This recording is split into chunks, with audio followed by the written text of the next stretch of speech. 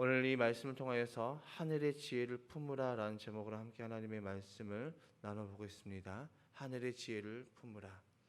야고보 사도는 이 3장에서 성숙한 그리스도인의 삶에 관해서 구체적으로 교훈하고 있죠. 앞선 2장에서까지 행함이 없는 믿음은 죽은 믿음이라고 했던 그 야고보가 이제는 3장에서 실제적인 행함이 있어서 믿음이 어떤 것인지 실제적인 적용을 우리에게 하고 있습니다. 어제 우리가 나눴던 그 말씀 가운데 야고보 사도가 첫 번째로 했던 적용은 우리의 말이었죠. 믿음의 사람일수록 성숙한 사람일수록 믿음의 성숙한 그리스도인일수록 말에 실수가 없음을 교훈했습니다. 그러면서 우리의 몸의 작은 혀를 다스리는 사람이 성숙한 그리스도인임을 말하며 그 혀를 가지고 하나님을 찬양하고 하나님의 형상대로 지음받은 사람을 저주할 수 없음을 말하였습니다. 왜냐하면 샘이 한 구멍에서 단물과 쓴물을 동시에 낼 수 없으며 무화과 나무가 올리브 열매를 맺을 수 없고 포도나무가 무화과 열매를 맺을 수 없기 때문이죠. 다시 말해서 믿음은 믿음의 행함으로 분명하게 나타나기에 믿음의 사람은 하나님께서 주신 그 혀를 올바르게 사용할 수 있음을 우리에게 강조하면서 교훈하였습니다. 그러면서 야고보 사도는 오늘 말씀을 통해서 지혜에 관해서 언급하고 있습니다. 야고보 사도는 지혜를 두 가지로 나누는데 하나는 땅에 속한 지혜이고 하나는 하늘의 지혜를 말하고 있습니다. 땅의 지혜와 하늘의 지혜가 맺는 열매를 대주하면서 성숙한 믿음의 사람이 취해야 할 그 지혜가 무엇인지, 구해야 할 지혜가 무엇인지를 정확하고 구체적으로 우리에게 오늘 말씀을 통해서 교훈하고 있습니다. 야고보 사도가 말하는 땅의 지혜가 무엇입니까? 야고보 사도는 땅의 지혜는 하나님께 속한 것이 아니라 육신에 속하였고 악마에게 속한 것이라고 표현하고 있습니다. 15절의 말씀에 이러한 지혜는 위에서 내려온 것이 아니라 땅에 속한 것이고 육신에 속한 것이고 악마에게 속한 것입니다. 도대체 야고보가 말하는 땅에 속한 지혜가 무엇이기에 악마에게 속하였다라고 표현하고 있을까요? 땅에 속한 지혜의 열매에 관해서 야고보는 이렇게 말하고 있죠. 14절의 말씀에 여러분의 마음속에 지독한 시기심과 경쟁심이 있으면 자랑하지 말고 진리를 거슬러 속이지 마십시오. 땅에 속한 지혜의 그 열매는 지독한 시기심과 경쟁심이라고 말하고 있습니다. 여러분, 시기가 무엇일까요? 시기심. 우리는 시기심 그러면 보통 질투를 먼저 떠오르게 됩니다. 그런데 이 질투보다는 열심으로 보는 것이 더 타당합니다. 더 적절하죠. 그런데 이 야고보는 지독한 시기심이라고 이야기하고 있습니다. 어느 정도의 열심을 말하는 것이 아니죠. 이 지독한 시기심은 하나님을 향한 열심이 아니라 그릇된 열심을 의미하고 있죠. 그리고 땅에 속한 지혜의 두 번째 열매는 경쟁심입니다.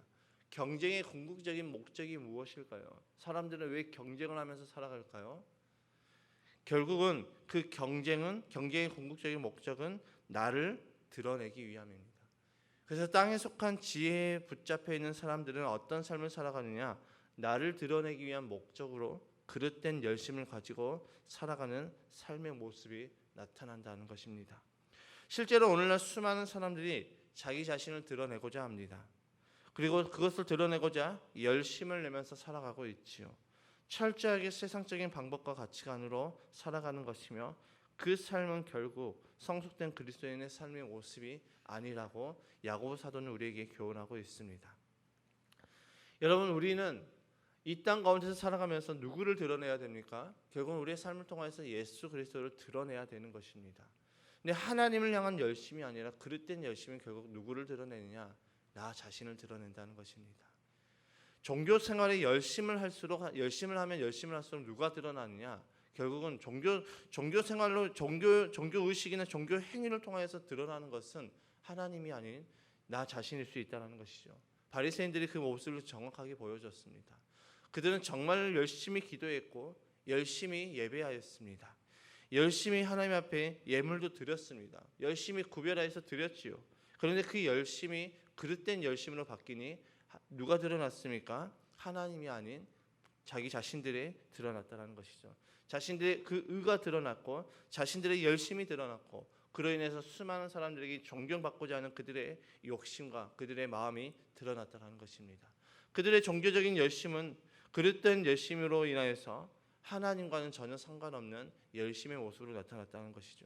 우리 역시도 우리가 종교 생활을 열심히 하는데 그 열심이 하나님을 향한 열심이 아니라 그릇된 열심으로 변하는 순간 우리는 하나님이 드러나는 것이 아닌 우리 자기 자신이 드러난다는 것입니다. 그래서 야고보 사도는 성숙한 그리스도인일수록 이것을 조심하라고 이야기하고 있습니다. 야고보 사도는 오늘 본문의 말씀의 시작을 이렇게 말하고 있죠. 여러분 가운데서 지혜 있고 이해력이 있는 사람이 누구입니까? 그러한 사람은 착한 행동을 하여서 그의 행실을 나타내 보이십시오. 그 일은 지혜에서 오는 온유함으로 행하는 것이어야 합니다. 여러분 가운데서 지혜가 있고 이해력 있는 사람이 누구냐고 질문을 하고 있습니다. 우리식으로 표현해 보면 여러분 가운데 믿음이 있는 사람이 누구입니까? 라는 질문을 하는 것입니다. 여러분 가운데 믿음이 있는 사람이 누구입니까? 그 믿음이 있는 사람은 성숙한 그리스도인의 삶의 모습에서 이렇게 모습이 나타나야 된다고 이야기하고 있죠. 그 성숙한 그리스도인의 삶의 모습에 이렇게 말하고 있죠. 그런 사람은 착한 행동으로 행실을 나타내 보이며 믿음에 합한 행함을 나타내 보이며 그 모습은 자기의 노력과 의가 아닌 지혜에서 오는 온유함으로 행하는 것이라고 말씀하고 있습니다. 헬라어로 온유는 무엇을 뜻하냐면 사나운 짐승을 길들여지는 것을 의미하고 있습니다. 즉 믿음이 있는 사람은 그 믿음으로 인하여서 하나님의 사람으로 바뀌어지며 하나님의 사람으로 그 우리 안에 계시는 그 성령님으로 인해서 하나님의 사람으로 길들여지는 것을 말하고 있죠. 그것이 온유라고 표현하고 있습니다. 믿음 있는 사람은 하나님의 사람으로 길들여지며 하나님의 사람으로 바뀌어지며 그 삶 가운데 하나님의 사람으로서 마땅히 행할 착한 행동과 착한 행동의 행실로 나타난다라는 것입니다. 믿음 있는 사람은 시기심, 지독한 시기심과 경쟁심을 통하여서 그릇된 열심을 가지고 자기 자신을 드러내는 것이 아니라 믿음 있는 사람은 그 안에 계시는 성령님으로 말미암아 하나님의 사람으로 바뀌어지기 때문에 예수 그리스도가 하나님이 그의 삶 가운데 나타난다는 것입니다. 착한 행실이 무엇일까요? 착한 행동은 무엇일까요? 결국은 하나님을 의지하고 하나님의 그 뜻대로 살아가는 그 삶의 모습을 말하고 있습니다. 우리의 기준으로 착하고 나쁘고의 그런 기준이 아니라 정말 선한 일을, 이 야고보 사도가 말하는 이 선한 일이 나중에 이제 우리가 말씀을 보면 계속해서 보면 알겠지만 야고보 사도가 말하는 그 선한 일, 착한 일이 곧 무엇이냐? 그것은 하나님께 자신의 삶을 맡겨드리는 것을 의미하고 있습니다. 내 열심으로 나의 미래가 결정되는 것이 아니라 나의 열심을 가지고 하나님께 나의 결과를 맡겨드리는 그 삶이 착한 일, 행동, 선한 삶이라고 이야기하고 있죠. 인간의 죄로 인해서 인간은 땅의 지혜로 살아가는 존재가 되어버렸습니다. 다시 말해서 인간의 이기적인 마음으로 자기 자신을 위해서 살아가는 모습이 너무나도 자연스러운 모습이죠. 우리가 이 땅 가운데 살아가면서 나를 위해서 살아가고 나만을 생각하고 내가 욕심을 채우며 살아가고 내 탐심을 위해서 살아가는 것, 내 쾌락을 위해서 살아가는 것은 어쩌면 인간들에게 있어서 너무나도 당연한 모습이라는 것이죠. 그런데 믿음이 있는 사람은 어떻게 됩니까? 그런 인간들이 하나님의 은혜로 예수님을 믿게 되었을 때 인간은 그 믿음 때문에 하나님의 사람으로 길들여진다는 것이죠. 당연하게 여겨졌던 이기적인 그런 모습들, 당연하게 여겨졌던 쾌락과 탐심과 욕심을 쫓아갔던 그런 모습들, 당연하게 여겨졌던 나를 위한 삶이 이제는 변화가 되어서 하나님의 영광을 위한 삶으로 변화된다는 것이죠. 그래서 믿음이 우리의 삶 가운데 들어오면 우리가 진짜 믿는 사람, 우리에게 진정한 믿음이 있는 사람은 삶이 변할 수밖에 없다는 것이죠. 믿음으로 우리는 온유함을 잊게 된다는 것입니다. 온유함은 곧 무엇입니까? 하나님의 사람으로 길들여지는 것을 의미하고 있죠. 그래서 이제는 믿음으로 살아가는 사람은 이제 나의 뜻을 위해서 내가 원하는 것을 이루는 삶이 아니라 하나님의 뜻이 무엇인지를 알고 최선을 다해서 자기의 삶 가운데 하나님의 뜻을 실천하려고 애를 쓰는 삶으로 변한다는 것입니다. 인간은 본질상 죄인이기 때문에 성령께서 우리 안에 감동을 주셔도 그렇게 살아가지 않습니다. 자꾸 죄에 대한 회귀 본능이 있어서 죄와 가까운 삶을 살아가려고 하고 있죠. 우리가 오늘 은혜가 충만해도 우리는 다음날 되면 여전히 우리 마음 가운데 죄의 생각들이 찾아온다는 것입니다. 내가 오늘 이 사람을 용서해도 다음날 보면 이 사람을 향한 그 미움이 다시 우리 안에 찾아온다는 것이죠. 그래서 우리는 끊임없이 이런 반복의 행동들을 해야 되는 것입니다. 오늘 용서했으면 우리는 내일 용서해야 되고 그 다음날도 우리는 끊임없이 용서해야 됩니다. 내 안에 그 마음이 정말 미움이라는 그 마음이 싹트지 않을 때까지 우리는 계속해서 용서를 다짐하며 나아가야 된다는 것이죠. 성령께서 우리에게 감동을 주셔도 우리는 죄에 대한 회귀 본능이 있기 때문에 늘 우리는 성령의 충만함을 구하고 성령의 그 도우심을 구하지 않으면 우리는 언제든지 죄에 넘어질 수 있다는 것입니다. 목사라고 죄에 넘어지지 않는 것이 아니라, 장로라고 죄에 넘어지지 않는 것이 아니라, 권사라고 죄에 넘어지지 않는 것이 아니라, 신앙생활을 오래 했다고 해서 죄에 넘어지는 것이 아니라, 우리가 30년 동안 신앙생활을 잘했어도 우리가 방심하게 되고 내 뜻대로 살아가려고 하는 그런 모습들이 우리 가운데 나타나게 된다는 것이죠. 그래서 우리는 날마다 성령의 충만함을 구하고 날마다 성령의 도우심을 구하며 살아가야 되는 것이죠. 그래서 성령께서 우리 안에 마음 가운데 성령의 감동의 주심을 따라서 우리는 결단하고 움직여야 됩니다. 성령의 감동을 그냥 성령께서 이렇게 하기 원하시는구나 라고 생각만 하는 것으로 우리의 삶이 변하지 않는다라는 것이죠. 생각이 우리 삶 가운데, 우리 마음 가운데 성령께서 깨닫게 하시고 성령께서 우리의 삶을 움직이게 하실 때 우리는 성령의 통치함을 받아서 그 성령과 함께 믿음으로 나의 삶을 결단하며 나아가야 된다는 것입니다. 성령께서 다 하시니까 나는 가만히 있는 것이 아닙니다. 가만히 있어도 성령께서 나의 삶을 완전하게 변화시키는 것이 아니지요. 우리 안에 성령님이 계셔도 우리는 여전히 옛사람이 있기 때문에 우리 안에 옛사람과 새사람 늘 우리 안에서 전쟁이 일어나기 때문에 우리는 새 사람이 움직인 대로 가야 되는 것입니다. 성령이 감동해 주심에 따라서 우리는 움직여야 되죠. 섬겨라는 마음을 주시면 섬겨야 됩니다. 헌신하라고 마음 주시면 헌신해야 되는 것이죠. 사랑하라고 마음을 주시면 사랑하도록 그 사랑을 선포하며 그 사람을 사랑하겠다라고 기도하고 결단하고 그 사랑을 사랑하는 것입니다. 그렇게 우리가 믿음으로 움직일 때 우리 안에 성령님께서 우리의 삶을 통치하시는 영역이 더 넓어지고 그로 인해서 우리는 점점 하나님의 사람으로 길들여져 가는 것입니다. 믿음 있는 사람은 그런 삶을 사모하고 움직이게 됩니다. 왜냐하면 믿음이 그런 능력을 가지고 있기 때문이죠.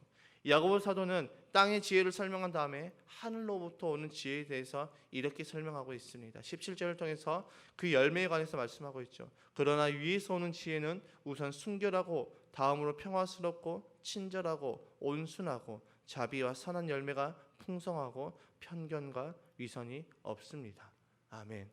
하늘로부터 내려온 지혜를 통해서 내가 하나님의 사람으로 길들여지면 우리의 삶에 나타나는 열매는 순결, 즉 성결을 말하며 우리의 삶이 점점 성결한 삶, 성화의 삶으로 변화되며 평화, 모든 사람과의 올바른 관계를 가지고 살아가게 되는 것입니다. 이웃사랑이 나타나는 것이죠. 내가 하나님의 사람으로 길들여질수록 모든 사람과의 관계가 원만하게 되고 또 올바른 관계가 되어지는 것입니다. 그리고 우리의 삶 가운데 친절이 나타난다는 것입니다. 이 친절은 어떤 것을 의미합니까? 나와 타인의 관계를, 나와 다른 사람을 동등하게 여기는 삶을 살아가는 것입니다. 여러분, 어떻게 이런 삶이 가능할까요? 우리의 힘으로 가능할까요? 아니시요. 우리 안에 성령님이 임할 때 우리는 이런 삶을 살아갈 수가 있다는 것입니다.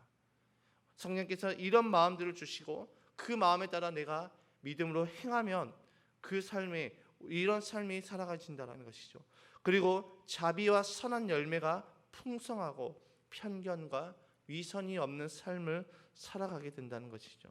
편견과 위선이 없다는 것은 공정한 모습을 의미하고 있습니다. 여러분, 하나님의 사람으로 길들여진다는 것, 우리 삶 가운데 이런 열매들이 하나씩 맺어진다는 것입니다. 이 말씀과 굉장히 비슷한 말씀이 있습니다. 빌립보서에 기록되어 있죠. 빌립보서 2장 1절에서 5절의 말씀을 보면은 그러므로 그리스도 안에서 여러분에게 무슨 격려나 사랑의 무슨 위로나 성령의 무슨 교제나 무슨 동정심과 자비가 있거든 여러분은 같은 생각을 품고 같은 사랑을 가지고 뜻을 합하여 한 마음이 되어서 내 기쁨이 넘치게 해주십시오. 무슨 일을 하든지 경쟁심이나 허영으로 하지 말고 겸손한 마음으로 하고 자기보다 서로 남을 낮게 여기십시오.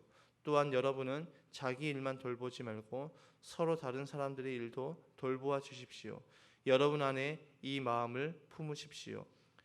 그것은 곧 그리스도 예수의 마음이기도 합니다. 그리스도 예수의 마음, 즉 우리 안에 성령이 임할 때 우리의 삶에 이런 모습이 나타나게 된다는 것이죠. 성령께서 우리에게 감화 감동 주시기 때문에 그 감화 감동에 따라서 우리가 믿음으로 행하게 될 때 우리의 삶에 이런 열매가 맺어진다는 것입니다. 서로 하나가 되며 경쟁이 아니라 이제는 허영이 아니라 겸손한 마음으로 우리가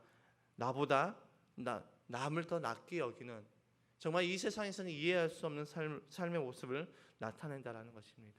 즉 하늘의 지혜를 받은 사람은 이 땅의 지혜에 속한 사람처럼 이기심과 그릇된 열심으로 자기 자신을 드러내는 그런 삶을 거슬러서 이제는 우리의 삶 가운데 사랑을 통해서, 섬김을 통해서, 헌신을 통하여서, 용서를 통하여서 예수 그리스도의 그 사랑을 나타내며 흘려보내는 삶을 살아가게 된다는 것이죠. 하늘로부터 내려오는 지혜는 그리스도의 예수의 마음입니다. 우리 안에 이 마음을 품을 때 우리의 삶은 이렇게 변하여지고 우리의 삶의 시선과 기준은 이제는 내가 아니라 다른 사람으로 변하게 되어서 편협한 삶이 아닌 혼란과 다툼의 중심에 있는 것이 아니라 하나 되게 하며 나보다 남을 더 낫게 여기는 삶을 살아가게 되는 것입니다. 여러분, 이 두 가지의 지혜 중에 어떤 지혜를 구하시겠습니까? 그릇된 열심으로 나를 위한 삶을 살아가겠습니까?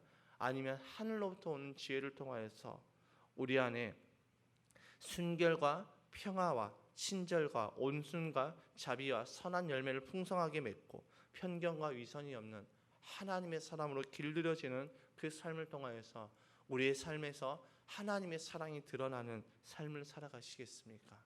이 질문의 답은 이미 정해져 있지 않겠습니까? 우리 마음에 하늘의 지혜를 품으십시다. 오늘 우리가 이 시간 함께 기도하실 때 하늘의 지혜를 구하고 하늘의 지혜를 부어달라고 기도하며 나아가는 저와 여러분의 삶이 되시기를 주님의 이름으로 축복합니다.